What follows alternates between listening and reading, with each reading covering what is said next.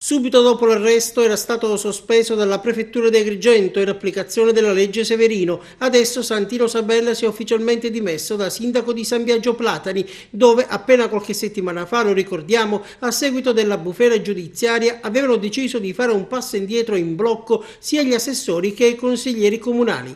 Sabella lo scorso 22 gennaio è rimasto coinvolto nell'operazione antimafia Montagna assieme ad altre 56 persone. La scelta di farsi da parte Sabella l'ha formalizzata attraverso i suoi legali di fiducia poche ore prima dell'udienza al Tribunale del Riesame, che dovrà pronunciarsi sulla richiesta di annullamento dell'arresto per concorso esterno in associazione mafiosa.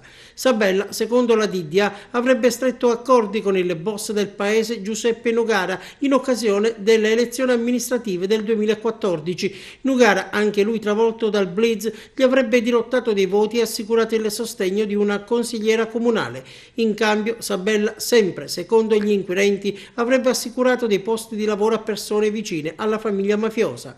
Ma l'ormai ex sindaco, in occasione dell'interrogatorio di garanzia, si è difeso, smentendo l'interpretazione data dagli investigatori alle sue frasi intercettate. La difesa di Sabella deve fare anche i conti con le rivelazioni del nuovo pentito favarese.